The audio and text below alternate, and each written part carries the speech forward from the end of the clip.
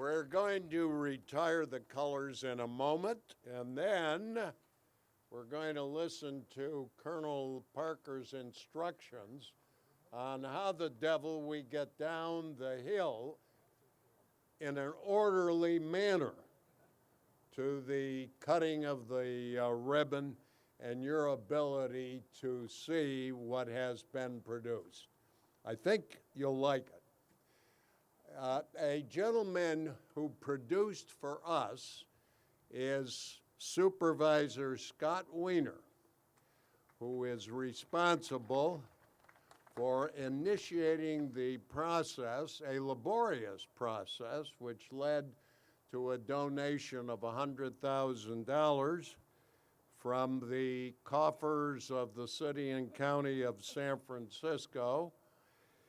And I also want to remark and notify you that thanks to the effort of Supervisor Mark Farrell, an additional $10,000 over 2 years was bestowed upon the effort to raise $3.5 million.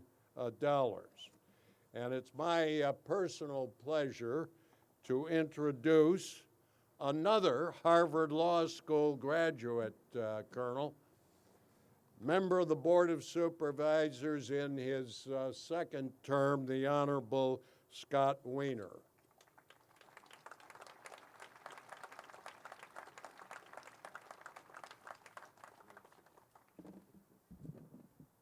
Thank you, Judge Kopp, and thank you for your service. It's an honor to be here on behalf of the Board of Supervisors, and I want to thank Supervisor Farrell, Supervisor Peskin for being here today, and also just really emphasize that the contribution we made from the city, it was a great team effort. I want to thank Supervisor Farrell for his support as chair of the Budget Committee, and also recognize his father, John Farrell, who is a veteran and who is here today.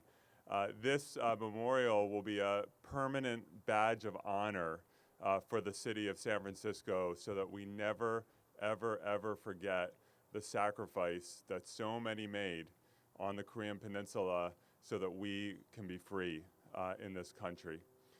And we must never forget our veterans, and we must always support our veterans, making sure that our vets have access to health care, which has been a real struggle, and to ensure that no veteran is, yes, healthcare, and to ensure that no veteran ever has to live on the streets of San Francisco or anywhere else.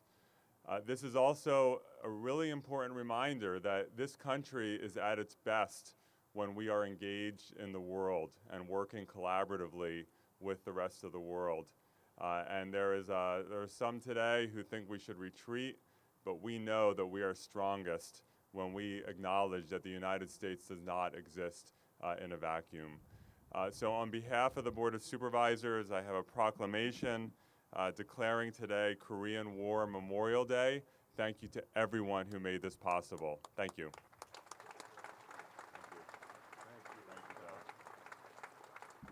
Thank you very much, Supervisor Wiener, Supervisor Farrell, Supervisor Peskin, and other members of the Board of Supervisors who participated in this proclamation.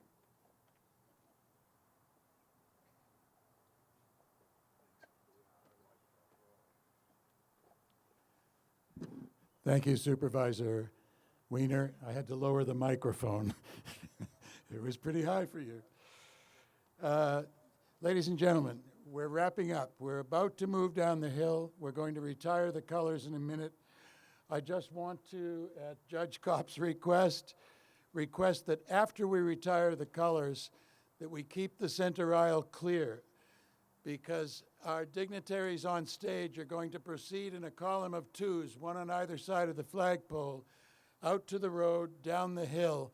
Once they're in position at the entrance to the memorial for the ribbon cutting, I will then ask you all to move down the hill after them.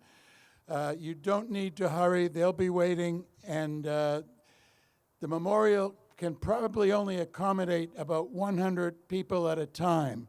So if you see it looks as if it's too crowded, you can have some lunch. Lunch will be served there. or you can walk on the Lincoln Boulevard perimeter, and you can see the memorial tiles and plaques from the individual donors without going into the memorial proper. And that way you can see part of it until you get a chance to go inside. So I would ask you to be patient. We're almost there. I will need one volunteer, Mike, from the Marine Corps League to act as a guide to bring the dignitaries down. Thank you. Retire the colors.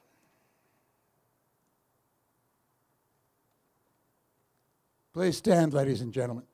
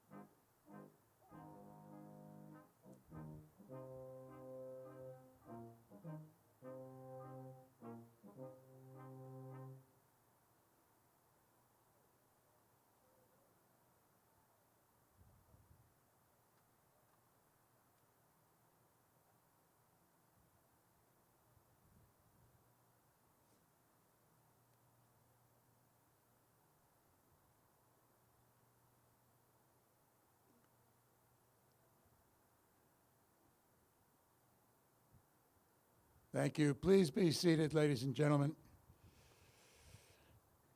If the dignitaries on stage would now proceed down the center aisle in a column of twos, this handsome gentleman in the red blazer will be guiding you down to the entrance to the memorial.